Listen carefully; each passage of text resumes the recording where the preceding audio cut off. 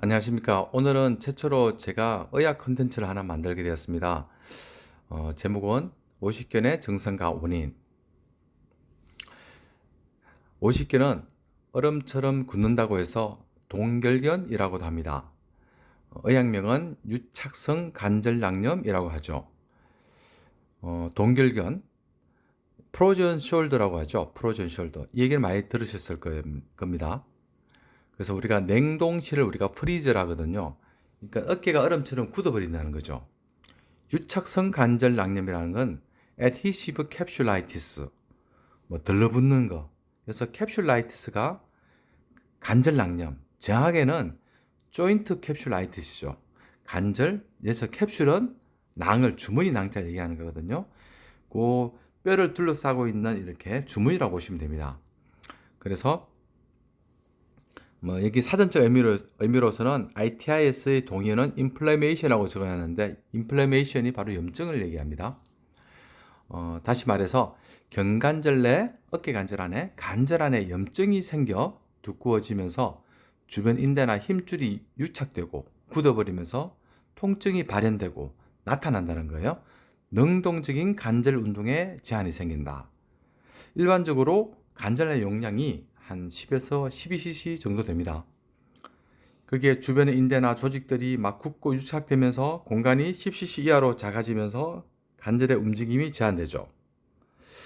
또 회전근개 팔이나 어깨 충돌 증후군과 함께 어깨의 대표적인 관절 질환이기도 하죠.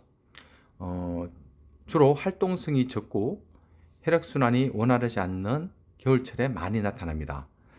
야간에 통증이 심해지는 특징이 있습니다. 특히 여성에게서도 많이 나타납니다. 특히 야간에 많이 나타나는 것 중에 하나가 석회성 근염이라고 들어봤는지 모르겠지만 이것도 야간 통증이 꽤 심해요.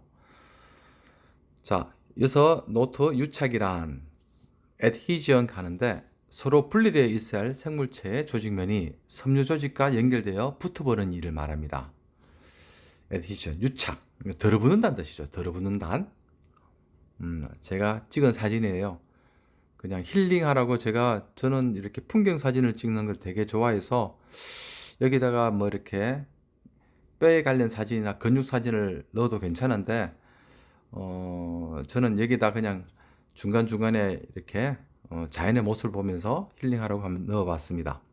자, 증상은 초기에는 경관절을 움직일 때 통증이 발생하다가 점차 통증이 심해져서 팔을 움직이기도 힘든 증상이 나타납니다. 일상생활에 동작에 많은 불편함이 초래되고 통증도 어마무시하게 나타나죠. 또 능동적, 수동적 관절 가동 범위에서 우리가 ROM이라고 하는데 여기에 제한이 된다, 안 움직인다는 뜻이죠. 이렇게 각도 제한이 생기는 게 특징적이며 전체 인구의 3에서 5%는 인생에 있어서 한 번은 꼭 경험합니다. 그리고 발생 연령은 뭐 40세에서 65세 사이에 많이 발생하고 남자보다는 여성에게 많이 나타납니다. 또 예를 들어 회전근개 파열,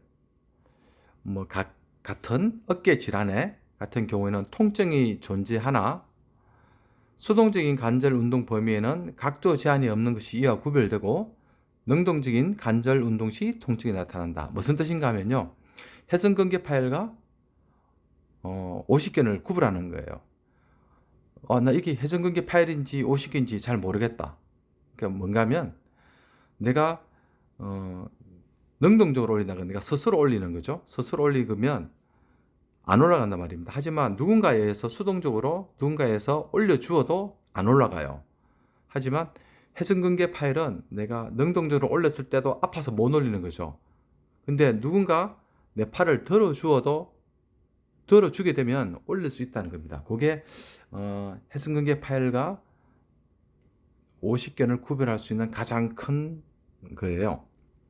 구분점이죠. 다시 한번 사진을 보시고 원인은 경관절 내 여러 가지 이유로 인해 관절낭, 조인트 캡슐이죠. 결합 조직에 관절낭 및 결합 조직에 염증 반응이 발생하게 되고 이로 인해서 관절낭의 반응화 섬유화가 진행되면서 관절낭이 두꺼워지고 주변 조직들과 유착되고 유연성이 줄어들게 되면서 동결견이 발생합니다. 여기서 바나나란 뭔가 시카트리케이션, 피부에 흉터가 생기거나 그렇게 되는 과정을 얘기하는 거예요. 바나나. 섬유화, 파이브로시스. 섬유화란 말을 이렇게 병원 가면 많이 들어보셨을 겁니다. 상처가 회복되는 과정에서 보이는 우리가 흉터 조직 형성. 우리 손에 상처 나면 이게 아물면서 나중에 흉터처럼 이렇게 불룩하게 나와 있죠. 형성과 유사한 현상이면서 해당 장기의 정상적인 구조와 기능에 문제를 유발합니다. 그래서 아까 위에 보게 되면 염증이 발생하면서 그로 인해서 간질낭의 반응화, 섬유화가 진행되면서 간질낭이 두꺼워지고 유착된다고 나와 있습니다.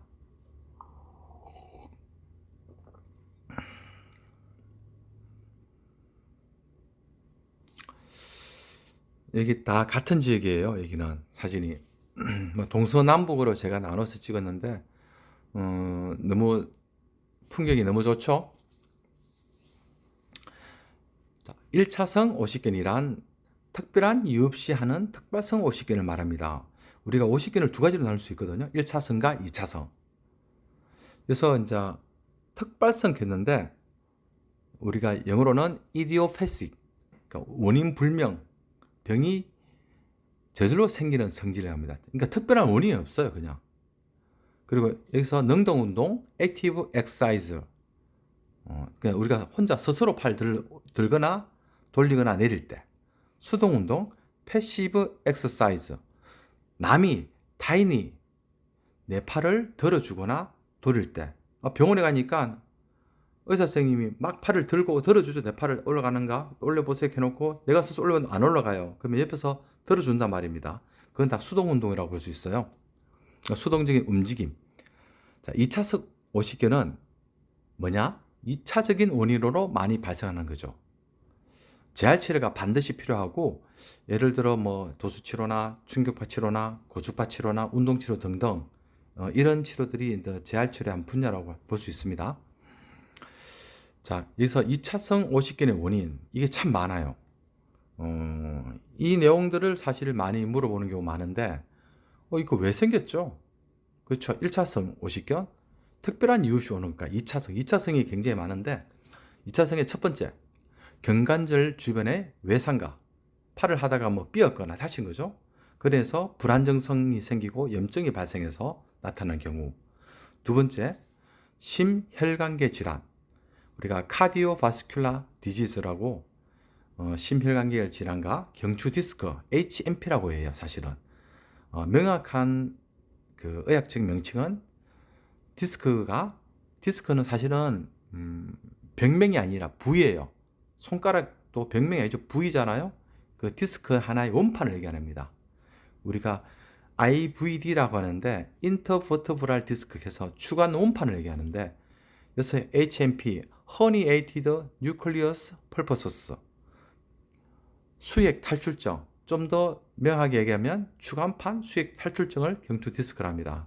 자, 두 가지 또 있고, 세 번째, 다이비티스, 당뇨병, 갑상선 질환, 사일로이드 디지즈, 뭐 이런 것으로 인해서 내분비 질환, 특히 당뇨병 환자가 타질병 환자보다 이런 그 유차성 간질낭이 발생 확률이 5배 이상 더 높습니다.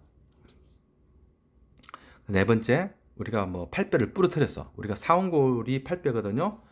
팔뼈가 골절 후에 수술 뒤에 이제 재활을 제대로 못했어. 그 다음에 유방암, 브레스트 캔서 수술처럼 어깨를 오랫동안 고정해서 움직일 수 못하는 상황이 발생했을 때 이렇게도 오고요.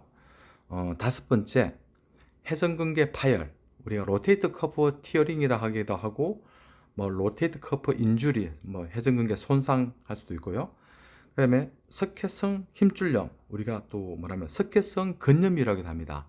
칼시픽 텐디나이티스라고 하는데 우리가 칼슘을 우리가 칼슘카죠, 칼슘. 근데 요거는 칼시픽, 그러니까 석회화로 진행되는 것. 텐디나이티스, 텐던하고 이제 ITIS 염증 합쳐서 근에 염증이 생겼다고 할 수 있습니다.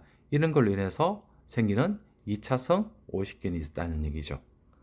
생각보다 대부분 다 1차성보다는 2차성이 굉장히 많겠죠. 자, 뭐 이렇게 두서없이 이렇게 설명했는데 오늘 잘 들어주셔서 부족한 설명에 대해서 잘 들어주셔서 감사합니다. 자, 안녕히 계세요.